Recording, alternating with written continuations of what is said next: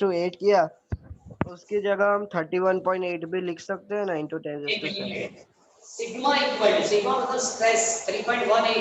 यहाँ हमने पहली ऑप्शन कैलकुलेट की वो स्ट्रेस थी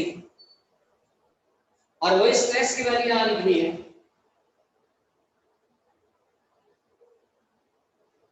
फर्स्ट क्वेश्चन स्ट्रेस था जो हमने कंप्लीट कर लिया। सेकंड में एलोंगेशन था, एलोंगेशन मतलब डेल्टा है। So sigma is equal to y epsilon, sigma is equal to y, delta at is a strain and therefore delta is equal to sigma L divided by y. Sigma मतलब stress जो 3.1 into 10 raised to 8 मैंने substitute किया। Length of y L is equal to 1 metre रखा and y मतलब Young modulus 2 into 10 raised to 11 रखा। So ratio is 1.59, 10 raised to minus 3. Clear? Yes sir. Yes sir. Okay, और एक question है third में देखा, strain on the rod, strain मतलब delta L divided by L, delta L divided by L, delta कितना मिला 1.59 10 raised to minus 3। Capital L मतलब origin length, सो 1, सो epsilon मतलब सॉरी स्ट्रेन इक्वल स्ट्रेन की value 1.59 10 raised to minus 3। Okay, stress की unit होती है Newton of stress, strain unitless dimension less,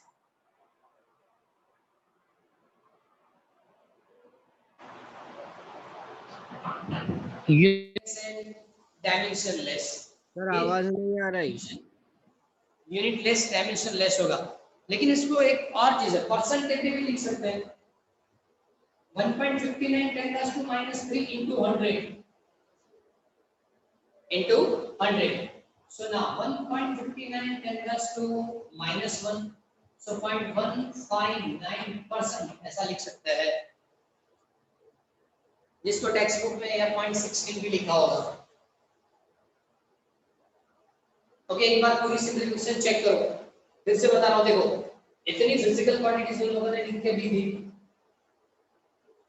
F is equal to 10 raised to F is equal to 100 kilonewton, so 100 into 10 raised to 3 newton।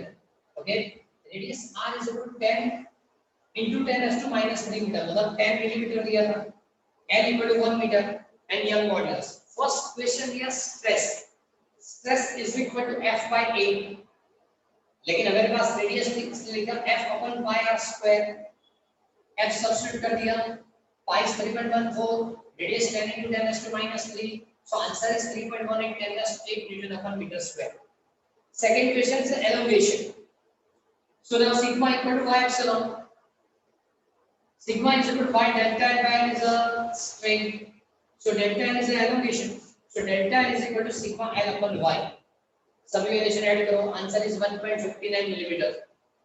Okay, and third option था strain, strain मतलब epsilon delta L by L, delta हमको मिला 1.59 10 raised to minus 3, original length of wire is 1 metre, so ratio again 1.59 10 raised to minus 3, but no unit no dimension of 1 ला। Clear? Okay, इसको percentage में change करो, multiply with 100, so answer is 0.159 या 0.16%, 0.16%। Clear?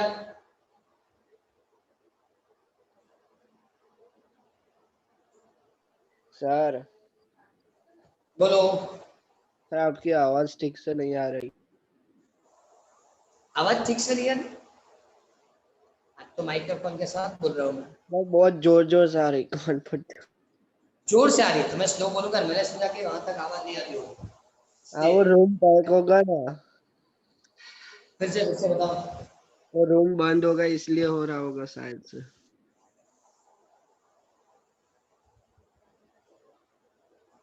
पहले एक बार check कर लो, just a minute.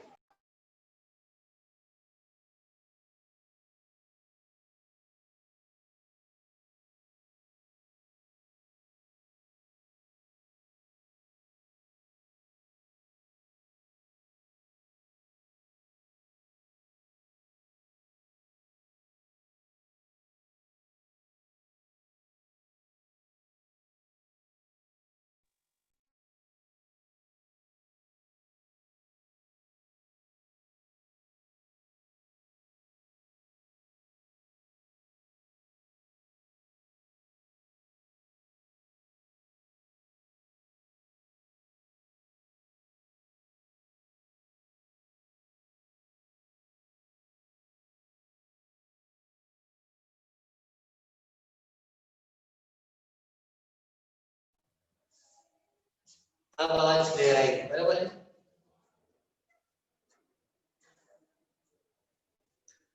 Okay, चलो second question complete करना शुरू करते हैं। Illustration number second. Illustration second में दिया a copper wire of length 2.2 meter and steel wire length of 1.6 meter. Both of the diameter is 3 millimeter are connected end to end. When stretched by a load of net elongation is found to be 0.7 millimeter. Obtain the load apply. दोनों के लिए आपको young modulus हम लोगों ने लिख के दिया है। दोनों के लिए यंग मॉड्यूलस हम लोगों ने लिख के दिया है। अब इसका दो मेथड है, लेंथी मेथड से भी कैलकुलेट होता है, शॉर्ट से भी कंप्लीट हो जाएगा। अब देखो, पहले तो ये अरेंजमेंट कैसी है।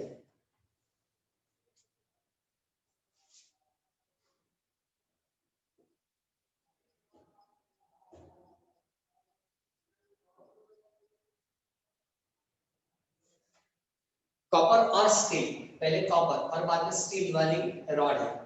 ओके, बाद में उन लोगों ने वेट रखा,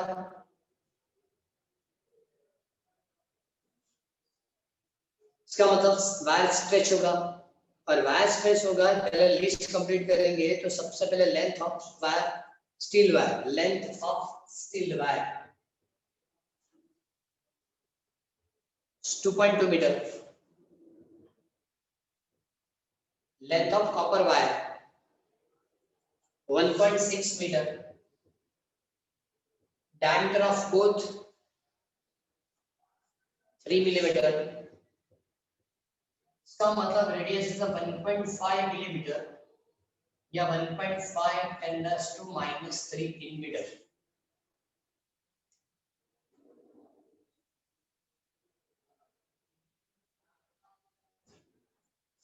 Okay, then young modulus of copper, young modulus of copper 1.1 10⁻11 Newton by meter square, and young modulus of steel 2 into 10⁻11 Newton upon meter square। इतनी इंफॉर्मेशन आपको दे दी गई है, क्लियर। अब आपको वेट कैलकुलेट करके देना है।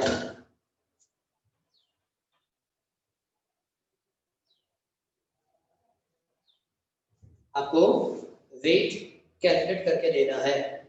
अब एक सिंपल चीज है, ये समझ आ जाए, sigma is equal to Y epsilon, sigma is equal to F by A Y delta L upon L, delta L upon क्या लिखेंगे, L, and therefore okay weight equal, force equal to weight भी लिख सकते हैं, ये होगा pi are square Y delta L upon L, delta L upon L. अब देखो दोनों की टोटल एलोंगेशन भी दी है, से लिखा है टोटल एलोंगेशन इज 0.7 मिलीमीटर। इसका मतलब क्या होगा, ऊपर लिखा delta L S plus delta L C is 0.7 millimetre, दोनों वायर की टोटल एलोंगेशन। ओके, तो हम यहां से काम करेंगे कि डेल्टा एल की फॉर्मूला बनाते हैं। Delta L is equal pi are square Y, ये ऊपर गया W L pi are square Y. इस तरह की दो फॉर्मूला बनेगी। सबसे पहले डेल्टा एल सी मतलब फॉर कॉपर, कॉपर के लिए लिख रहे हैं तो वेट कॉमन है, length of copper wire pi are square and yc because the young modulus of copper is a default. Similarly, and delta ns elongation for steel wire, elongation for steel wire मतलब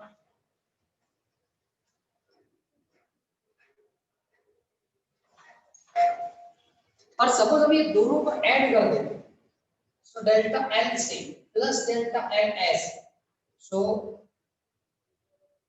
pi r square yc plus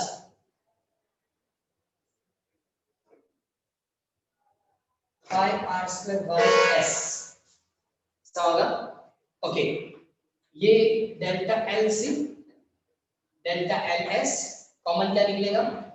wait upon pi are square into L C upon Y C L S upon Y S. So हमको weight calculate करना है। Wait से calculation में क्या दिया था? Yes, कितना वेट होगा?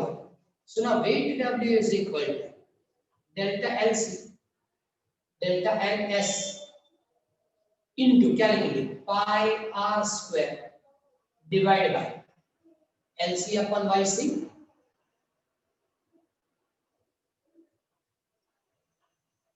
L S upon Y S. सभी वैल्यूएशन ऐड करके सिंप्लीफिकेशन करना है।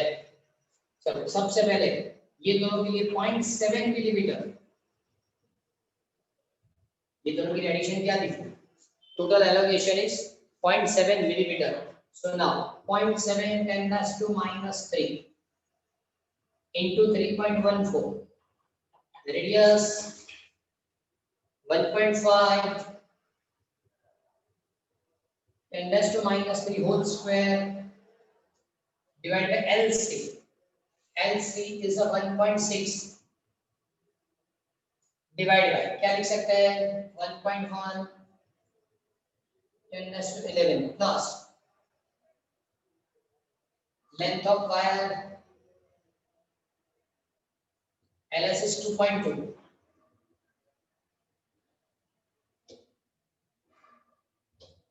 2 into 10 raised to 11।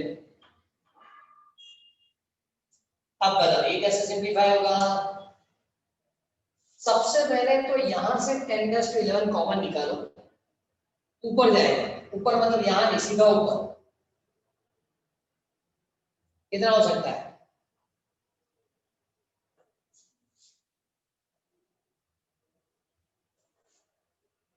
चलो यहां निकालिए ना, यहां लिख लूं 0.7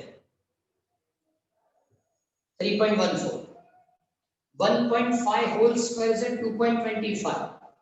अब देखो 10 raised to minus 6, ये 10 raised to minus 6 into minus 3 मतलब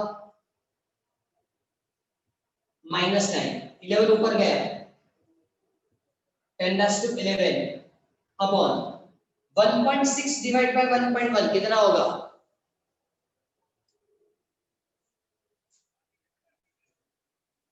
1.6 1.454। जस्ट मिनट कुछ प्रॉब्लम हुआ है।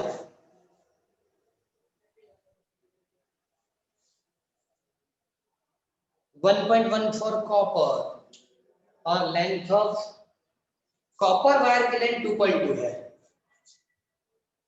कॉपर वायर की लेंथ 2.2 है और ये 1.6 है।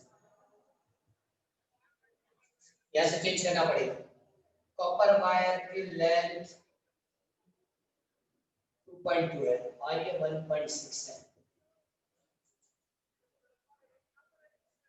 ओके, ये रेशियो जो 11 तो ऊपर हो गया, मतलब ये रेशियो 2, ये रेशियो होगा 0.8। चलो ये मल्टीप्लाई करके दो, 1 2 और 3 की मल्टीप्लिकेशन क्या होगी?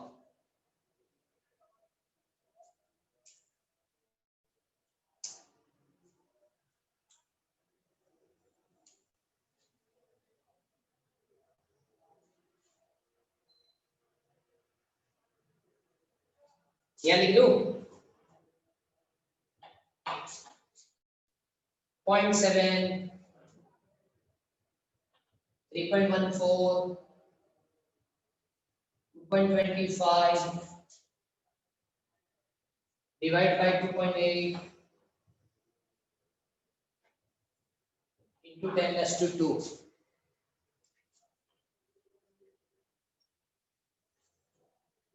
into 10 raised to 2। मुझे मल्टीप्लाई करके दो, कितना आ रहा है? Sir 1.766 into 10 raised to 2। 1.766 10 raised to 2, इसका मतलब 1.77 भी चलेगा या इसको टेक्स्ट बुक के हिसाब से मेरे ख्याल से 1.8 दिया है। 1.8 दिया है, so 1.8 10^2, लेकिन यूनिट में क्या लिखेंगे, न्यूटन, वेट की यूनिट होगी न्यूटन, क्लियर, उसको न्यूटन करके लिखना है। ये सेकंड वाली मेथड मैंने दर्पण से बताई है। फर्स्ट वाली मेथड में उन लोगों ने क्या किया, तो सबके लिए पहले डेल्टा एल कैलकुलेट किया for copper, delta L for के लिए स्टील, और बाद में कंप्लीट करके दिया है।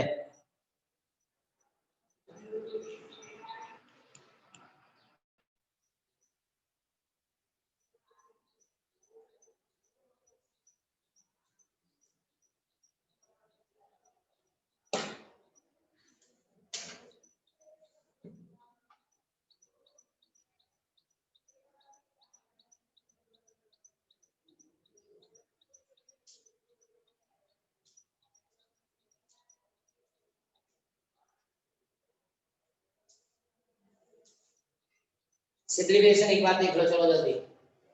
देन थर्ड, सर इसकी पीडीएफ तो आप भेजोगे ना?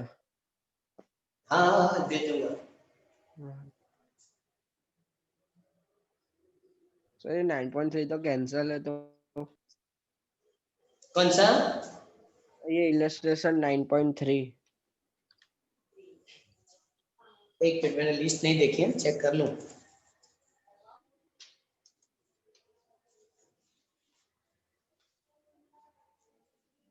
यार लिस्ट मेरे पास नहीं, चेक कर लेगा फिर भी। नहीं है मेरे सर, पास भी कट नहीं किया है। हाँ 9.3 तो कट है। कौन कौन से इलस्ट्रेशन कट हुए? ओनली सर एक, 9.3 हाँ बाद में 9.4। वो भी कट है। हाँ बस वो दो ही कैंसिल है। वो दोनों कट हो गए। ओके, हाँ और एक्सरसाइज में? एक्सरसाइज में एक minute, 9.6 exam the edge of aluminium cube वाला। वो कैंसल। हाँ 9.6 कैंसल, ओके। बाद में है कोई? बस, और वो एडिशनल सारे एडिशनल तो है ही, कैंसल पूरा। एडिशनल तो करने ही लेंगे। ओके, मतलब 3 और 4 कैंसल है हाँ इलस्ट्रेशन में। हाँ ओके ओके, चलो उसके आगे वाला कंप्लीट करेंगे। ये कोई डाउट है इसमें? ये सिंपलीफिकेशन इजी रहेगा, क्लियर? Yes suppose sir. मैंने आपको मेथड दी, सपोज मैं पीडीएफ सेंड करूंगा तो सेकंड मेथड से मैंने ये कंप्लीट किया है। दर्पण में 2 मेथड दिए है, दर्पण में उन लोगों ने 2 मेथड दिए है। फर्स्ट वाली मेथड लेंथी है लेकिन इजी है। इसके सर अंदर दोनों क्या? सेंड करोगे आप? हाँ, दोनों मेथड सेंड करोगे? नहीं पूरी हो तो जब क्वेश्चन सिलेक्ट होगा तो दोनों मेथड साथ में ही आएंगे। अरे स्कूल में से दर्पण ओके। दे दो। इसलिए क्या करेंगे, देखो सेकंड मेथड इजी रहेगी। इसमें sigma equal to y epsilon, इससे हमने सबसे पहले डेल्टा एल की फार्मूला बना दी। क्यों डेल्टा एल की फार्मूला बनाई? कि दोनों के एलिमिनेशन गिवन, दोनों की टोटल एलिमिनेशन 0.7, तो डेल्टा एलसी और डेल्टा एलएस दोनों को ऐड करेंगे तो मतलब दोनों फार्मूला ऐड हो जाएंगे। और इसमें की कैलकुलेशन हमने w की फार्मूला क्रिएट की, तो ये फार्मूला है। बाकी सब वैल्यूएशन जल्दी है, सिर्फ सब्स्टिट्यूट करना है, हो जाएगा। सबसे इजी मेथड ये होगी। सेकंड मेथड जे जो दर्पण में सेकंड है वो मेथड मैंने एक्सप्लेन किया है। ओके चलो 9.5, 3 और 4 कैंसिल है, 9.5। The average depth of Indian Ocean is about the 3000 meter. Calculate the fractional compression delta V by V of a water at the bottom of the ocean, given that the bulk bodies of water is 2.2 10 to 9 meter per meter square. G is equal to 10. अब देखो question की total depth बताया है ऊपर 3000, h is equal to 3000 meter, h is equal to क्या होगा 3000 metre. अब suppose bottom मतलब टॉप से लेके बॉटम तक जाएंगे तो प्रेशर इंक्रीज होगा, प्रेशर इंक्रीज होगा मतलब वॉल्यूम डिक्रीज होगा, और वॉल्यूम डिक्रीज होगा इसका मतलब वॉल्यूम स्ट्रेन हम कैलकुलेट कर सकते हैं, और जिससे वही कैलकुलेट करना है, सॉरी वॉल्यूम स्टडी कैलकुलेट करना है delta V by V. Okay, एक चीज और लिखेंगे, डेंसिटी बाद में, पहले g की वैल्यू 10 मीटर पर second square. Density of water क्या लिखेंगे? डेंसिटी ऑफ वाटर 1000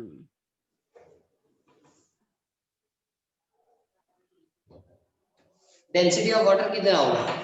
1000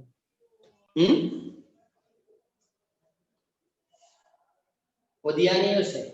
चलो दिया, बल्क मॉड्यूलस दिया है, बल्क मॉड्यूलस मतलब b 2.2 10⁹ newton by metre square या पास्कल। जो आपको दिया है बल्क मॉड्यूलस दिया है, b की वैल्यू दी है। Density of water is 1। Density की फॉर्मूला है mass upon volume, mass upon volume. 1 litre water के लिए मास होगा 1 kg, मतलब 1/1। Density of water is 1 in CGS, but in MKS 10⁻³ density of water in MKS 10⁻³ sir 1000 हो जाएगा ना? Metre is to -3। ये इसके लिए इसकी जरूरत है कि उससे प्रेशर हमको कैलकुलेट करना पड़ेगा। क्लियर? तो सबसे पहले तो pressure P is equal to H√G, ये चैप्टर नंबर 10 में फॉर्मूला है, लेकिन सेकंड चैप्टर में भी बहुत सारी जगह पर हमने यूज किया। हाइट ऑफ फ्लूइड से प्रोड्यूस होने वाली प्रेशर, किसी भी लिक्विड कॉलम से जो प्रेशर क्रिएट होता है उसकी फॉर्मूला होता है pressure is equal to H√G। H मतलब 3000, रो मतलब 10⁻³ G की वैल्यू 10, सो 3 into 10⁻³ 33617 पास्कल या newton upon metre square. Clear? अब बल्क मॉड्यूलस की formula, so bulk modulus B is equal to P delta V by V, delta V upon V। ये bulk modulus की formula है। Calculate क्या करना है? Delta V upon V, तो इसको इधर शिफ्ट करो, and therefore P divided by V। Pressure 3 into 10⁻⁷ and bulk modulus 2.2 10⁻⁹। So ratio is, ratio calculate करके दो। सर 1.3636 आ रहा है। Okay, 1.3636, so 1.36 10⁻⁻² as a delta V by V, volume strain, हमें दो यूनिट दो dimensional formula, but in percentage आपको लिखना है। So 1.36 10⁻⁻² into 100 and that is equal to 1.36%. Sir ये कंपलसरी हमें लिखना ही है परसेंट या चलेगा? क्योंकि इसलिए क्योंकि ओरिजिनल वॉल्यूम के सामने ये चेंज इन वॉल्यूम है। डेल्टा V मतलब चेंज इन वॉल्यूम, या इंक्रीज होगा या डिक्रीज होगा। V मतलब इसका ओरिजिनल वॉल्यूम, तो ओरिजिनल वॉल्यूम से कितना परसेंट इंक्रीज हुआ या कितना परसेंट डिक्रीज हो उसको स्ट्रेन बताया जाएगा। ओके, तो डेल्टा V बाय V पहले जो आपको आंसर मिलेगा उसको ऑलवेज इनटू 100 करो, जो आपको परसेंट देगा।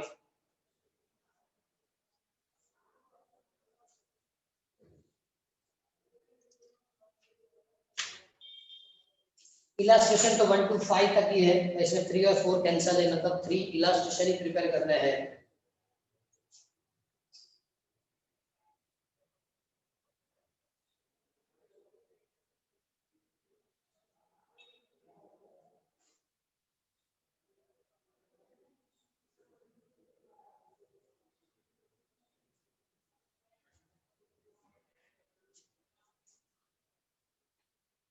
है कोई डाउट इसमें? No sir.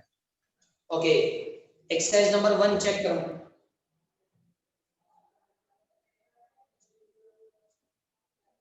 Exercise 9.1, steel bar of length 4.7,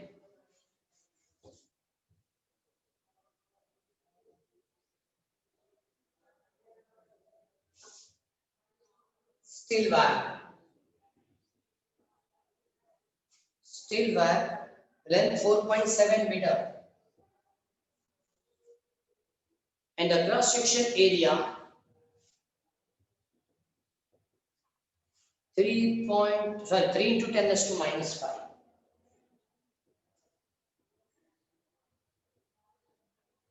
Three into 10⁻⁻⁵ meter square, stretched by the same amount of copper wire of length length of copper wire 3.5 meter. 3.5 meter in the cross section area. Okay, दोनों की cross section different है. इसका मतलब cross section area of steel, cross section area of copper is equal to 4 into 10 raised to minus 5.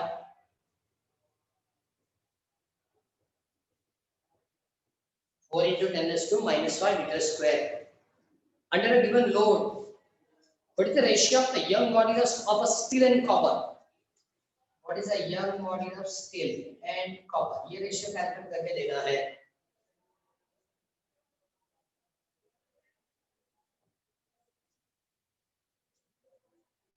से सभी physical quantity differ है.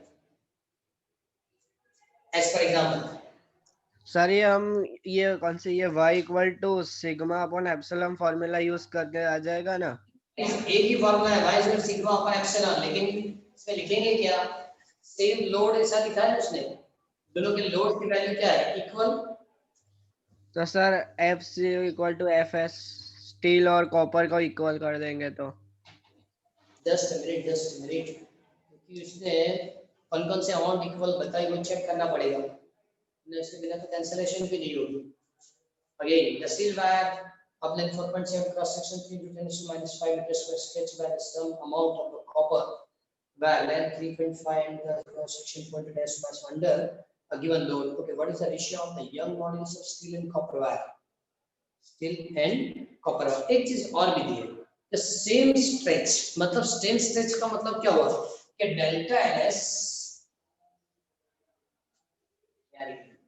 Delta LS is equal to delta LC. एक काम करो, delta LS is equal to delta LC that is equal to L. इसको small L LS बता देते हैं, ये स्मॉल एल होगा. ओके, फोर्स भी इक्वल रहेगा, फोर्स की वैल्यू भी क्या होगा? इक्वल रहेगी. F for steel, F for copper, same stretch and same force. Okay, now y is equal to sigma upon epsilon and that is equal to f upon a delta l by l, ऐसे लिख सकते हैं, लेकिन इसको हम f l a into small l भी लिख सकते हैं. ओके, फॉर स्टील, चलो फॉर स्टील सबसे पहले लिखना है तो ys is equal to f ls es into small l and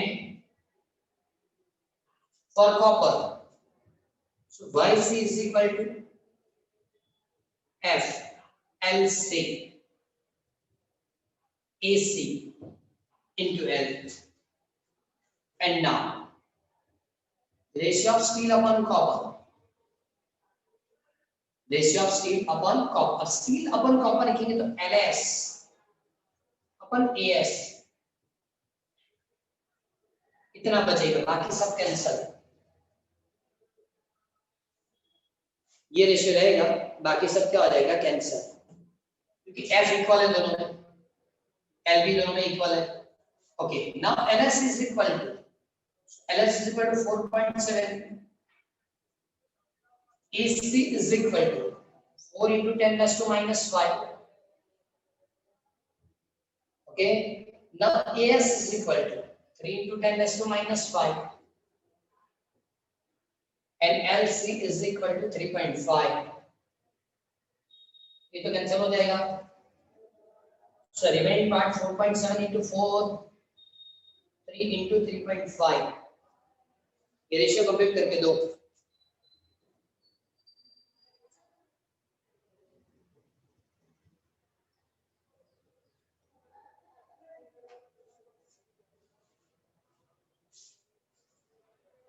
four 4.7 into 4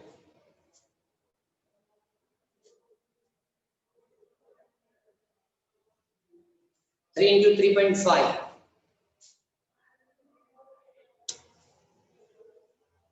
sir 1.790. फिर से 1.790. 1.790 इसका मतलब ys अपन y से 1.790 मतलब 1.79 ओनली 1.79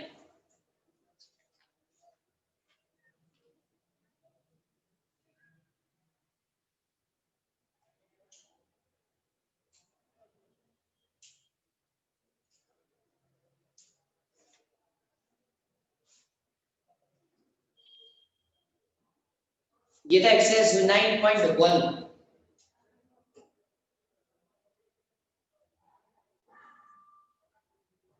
ओके ना exercise 9.2 just a minute sir बोलो सर ये पीछे आंसर में तो 1.8 दिया है, वो कैसे आया? चलेगा ना 1.79 का अप्रोक्सीमेशन क्या होगा आगे क्या ऐड करो 5 या से ज्यादा है तो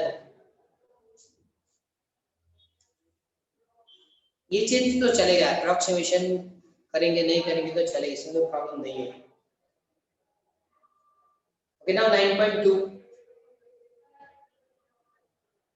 figure shows the stress strain curve for a given material what are the Young modulus and approximate yield strength for this material अब आप ग्राफ चेक करो ग्राफ 0 से स्ट्रेट लाइन है up to 300 न्यूटन पर मीटर स्क्वायर स्ट्रेस और strain है 0.004 वहां तक ग्राफ स्ट्रेट है बाद में क्या होता है डिक्रीज होता है ओके सबसे पहले क्या कैलकुलेट करना है यंग मॉड्यूलस तो स्लोप करके लिखेंगे slope of a given graph is a young modulus slope of given graph is the Young modulus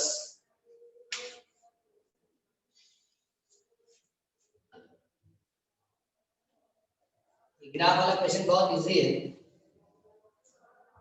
उन लोगों ने जो ग्राफ प्लॉट करके दिया क्लियर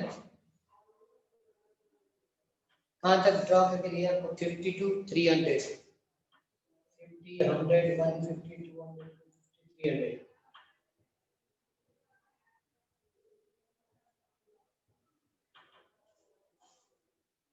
और 0.01 0.02 0.03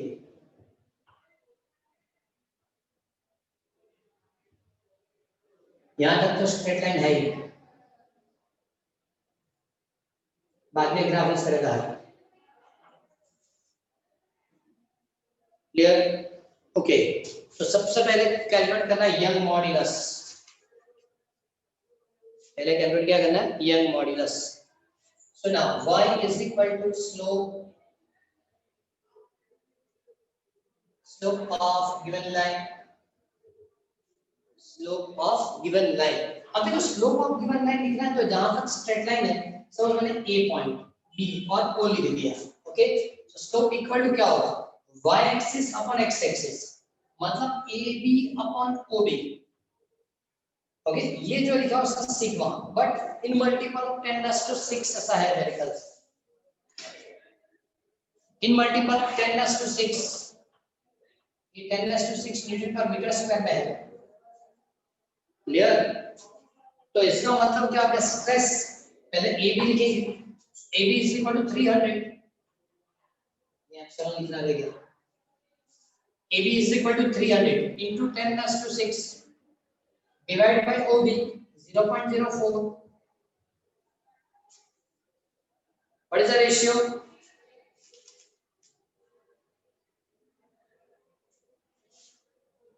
देखो इसको आप 4 लेंगे ना तो 10⁻⁻² पर जाएंगे तो +2 300 7500 4 into 10⁻⁻² तो 75 होगा ये ratio 75 into 10⁻⁸ 7.5 into 10⁻⁹ newton upon metre square is a Young modulus clear okay now second question Yield strength.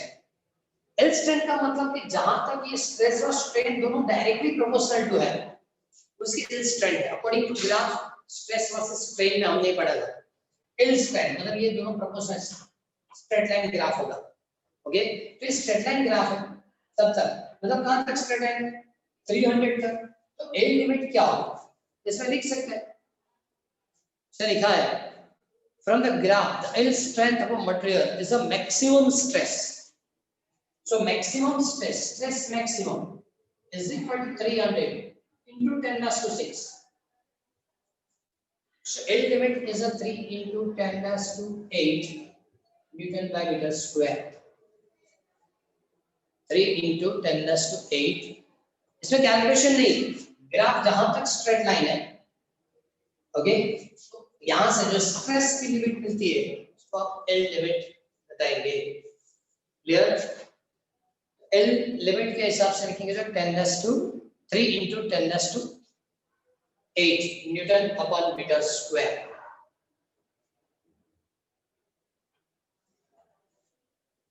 Okay third fourth prepare करने की जरूरत नहीं है, ओनली और ओनली ट्रू फॉल्स है, ट्रू फॉल की तरह लिख के दिया है तो इसकी जरूरत नहीं होगी।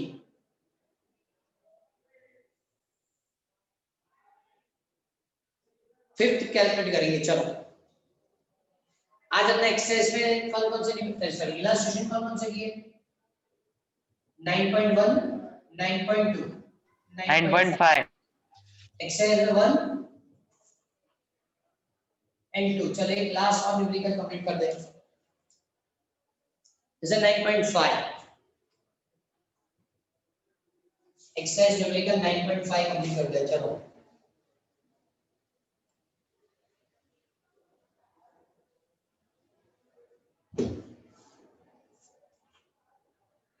two wire of diameter 0.25, one made of steel and other made of the brass are loaded as shown in figure.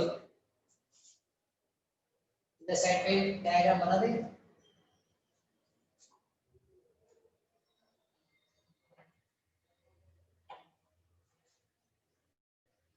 First steel,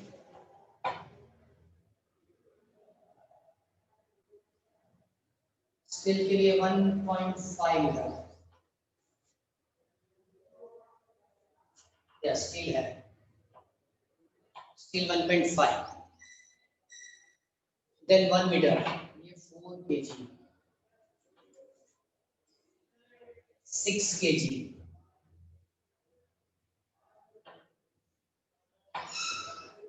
1 metre ये ब्रास के लिए है।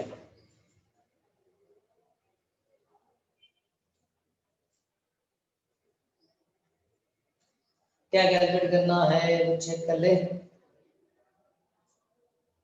Unloaded length of the steel wire and 1.5 meter, the brass is 1 meter, compute the elongation। Okay elongation calculate करना है, दोनों के लिए हमको elongation कैलकुलेट करना है। ओके सबसे पहले तो लिस्ट कंप्लीट करेंगे क्या क्या लिख के दिया। क्लियर? रेडियस इसको ए बार बताएंगे, इसको हम डी बार लिखेंगे। R A is equal to RB, RA RB is equal दोनों की रेडियस इक्वल है 2.5 सेंटीमीटर। ये डायमीटर है रेडियस, चलो कोई बात नहीं 2.5 10 to -2 divide by 2 so 1.25 10 to -2 metre दोनों की रेडियस। मैंने रेडियस लिखी है, डायमीटर दिया है मैंने रेडियस लिखा।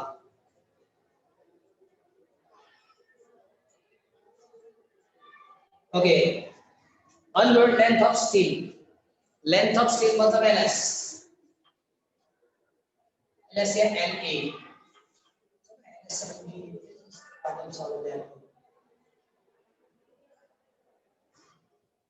1.5 metre of brass 1 metre. Brass के लिए क्या लिखा 1 metre. Okay load on steel wire कितना होगा, स्टील वायर की लोड कितनी होगी सर 1.5 1.5 तो लेंथ है उसकी।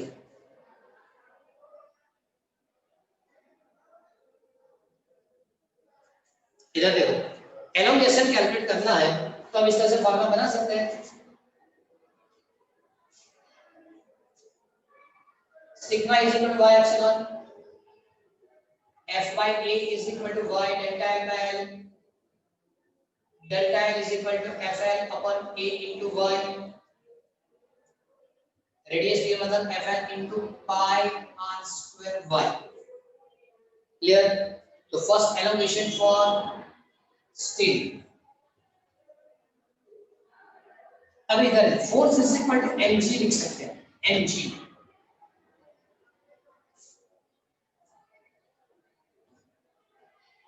लेकिन मास फॉर स्टील डिफरेंट है, मास फॉर कॉपर डिफरेंट है।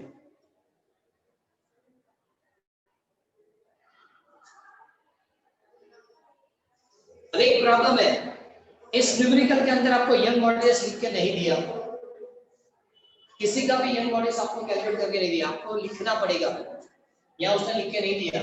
चलो सबसे पहले इस डायग्राम से बताओ स्टील के ऊपर कितना लोड होगा? 4 kg। स्टील वायर पे लोड कितनी होगी? 4 kg। नहीं, इसके नीचे ये भी है, टोटल 10 kg लेना पड़ेगा। So mass is equal to 10 kg for steel, g is 9.8, ये 1.5, pi is 3.14, radius is 1.25 10⁻⁻² whole square for steel 2 into 10⁻11। इसके सिंपलीफिकेशन से आपको एलोंगेशन फॉर स्टेनलेस स्टील मिलेगा। सिमिलर ब्रास के लिए कैलकुलेट करेंगे, पहले सिंपलीफाई करके दो।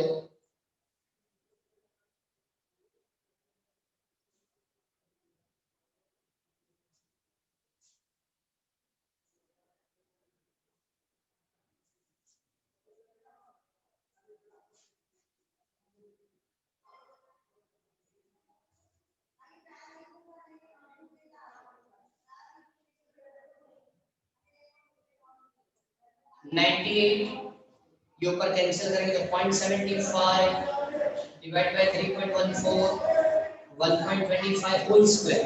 अब देखो ये -4, sir 1.5 into 10⁻⁻⁴। Just a minute, answer क्या दिया आपने? 1.5 into 10⁻⁻⁴।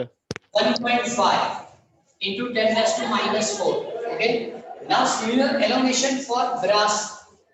So now delta LB is equal to MBGLB upon pi r square YB. Okay, mass for brass only 6 kg into 9.8. Length of brass is 1, pi is 3.14, radius 1.25 10⁻⁻²। लेकिन मैं YB भी लिख के देता हूँ ब्रास के लिए 0.91। ये वैल्यूएशन आपको याद रखनी पड़ेगी, उन लोगों ने लिख के नहीं दिया है। 0.91 10⁻11। दोनों की एलोकेशन डिफरेंट थी, देखो ये मीटर में होगा, सिमिलर ये भी मीटर में आएगा।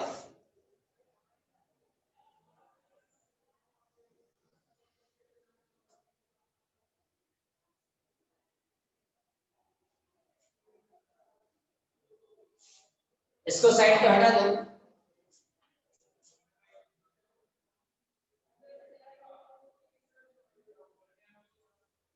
सर बोलो तो बहुत लंबी डिजिट है। क्या बहुत लंबी डिजिट है।